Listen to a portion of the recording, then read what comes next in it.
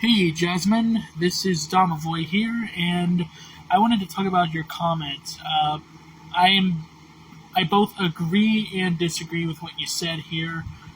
First part, I do want to agree with as an atheist. The last half, I have to disagree with you on. So, the first half, I wouldn't want to live eternally under God, especially the God of the Bible, since he literally created humans with flaws and punished them for those flaws.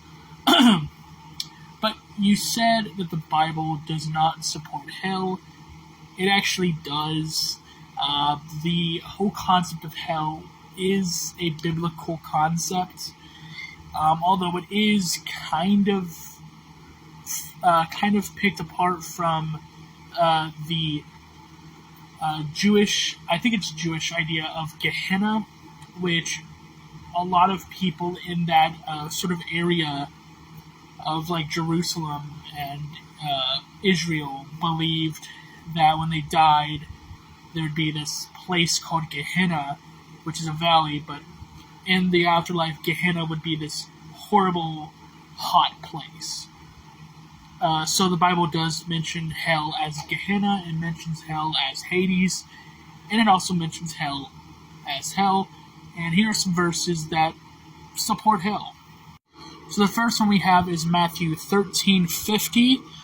This is about the parable of the fishermen who are separating the good fish from the bad fish, and they throw the bad fish, which is supposed to be symbolic to those who do not believe in God and do not worship God. They will be thrown into the blazing furnace where there will be weeping and gnashing of teeth. Emphasis on the blazing furnace. This is just symbolism. This is just poetic, biblical parable. But it's still kind of hinting at hell, or at least Gehenna. Next we have Revelations 21:8. But the cowardly, the unbelieving, the vile, the murderers, the sexually immoral, those who practice magic arts, the idolaters, and all liars, they will be consigned to the fiery lake of burning sulfur. This will be the second death. So this is also mentioning, I believe, hell, although it could be mentioning Gehenna. As I said, people around this area of like Israel, Jerusalem, they believed in Gehenna. So they might be talking about Gehenna, but they could also just be describing hell. Because again, hell has been referred to as Gehenna, it's been referred to as Hades, it's been referred to as the place where the devil and his angels reside, and it's also just been known as hell. So like there's different names for it. Next we have Mark 9:43. This is a very popular verse. It goes, "If thy hand offend thee, cut it off. It is better for thee to enter into life maimed than having two hands to go into hell, into the fire that never shall be quenched." This is the KJV version from the 1900s, and hell is still the word in there, so hell is a biblical concept. But yeah, it's saying that it's better for you to have your hand decapitated than for you to have both your hands and go into hell, because hell's a bad place. Next we have Matthew 25:41, this also being a very popular verse.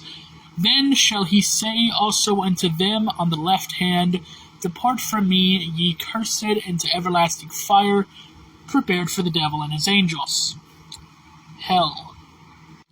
And lastly, there's still more verses, but I want to end it here. We have Revelation 19:20. "And the beast was taken, and with him the false prophet that wrought miracles before him, with which he deceived them that had received the mark of the beast, and them that worshipped his image. These both were cast alive into a lake of fire burning with brimstone."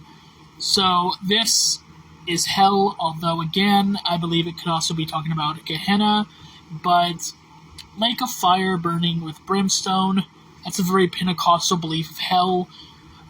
And this is also being a King James version. So, yeah. So, essentially, the point I'm trying to make is the Bible does support hell. Hell is a biblical concept. So, Yeah, you're kind of wrong on the last half of this comment, but the first half, yeah, I agree with you there. I don't want to be in heaven either, so it's hell for me. Like Satan said in Paradise Lost, "'Tis better to reign in hell than to serve in heaven." Have a good day.